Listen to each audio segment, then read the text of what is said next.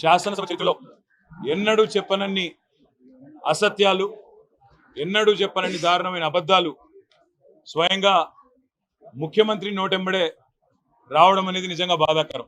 కాకపోతే ఒకటి మాత్రం ఇవాళ తేటతెల్లం అయిపోయింది. ముఖ్యమంత్రి రేవంత్ రెడ్డి ఈరోజు ఒక కన్ఫెషన్ స్టేట్మెంట్ ఇచ్చిండు. ఒక కన్ఫెషన్ స్టేట్మెంట్ ఇచ్చి అప్రూవర్ అయిపోయింది. ఏమని?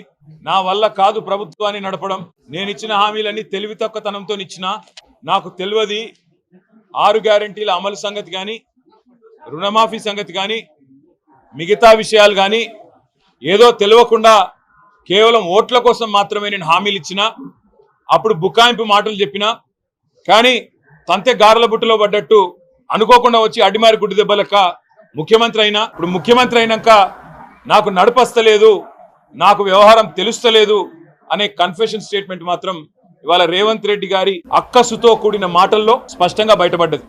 శాసనసభ చరిత్రలో ఎన్నడూ చెప్పనన్ని అసత్యాలు, ఎన్నడూ చెప్పనన్ని దారుణమైన అబద్ధాలు స్వయంగా ముఖ్యమంత్రి నోటెంబడే రావడం అనేది నిజంగా బాధాకరం.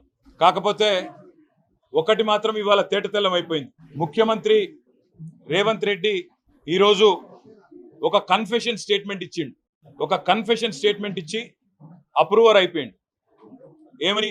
నా వల్ల కాదు ప్రభుత్వాన్ని నడపడం, నేను ఇచ్చిన హామీలన్నీ తెలివి తక్కువతనంతో ఇచ్చినా, నాకు తెలియదు 6 గ్యారెంటీల అమలు సంగతి కానీ, రుణమాఫీ సంగతి కానీ, మిగతా విషయాలు కానీ, ఏదో తెలియకుండా కేవలం ఓట్ల కోసం మాత్రమే నేను హామీలు ఇచ్చినా, అప్పుడు బుకాయింపు మాటలు చెప్పినా, కానీ తంతె గారెల బుట్టలో పడ్డట్టు అనుకోకుండా వచ్చి అడ్డిమారి గుడ్డి దెబ్బలక ముఖ్యమంత్రి అయినా, ఇప్పుడు ముఖ్యమంత్రి అయినాక నాకు నడపస్తలేదు, నాకు వ్యవహారం తెలుస్తలేదు అనే కన్ఫెషన్ స్టేట్మెంట్ మాత్రం ఇవాళ రేవంత్ రెడ్డి గారి అక్కసుతో కూడిన మాటల్లో స్పష్టంగా బయటపడ్డది.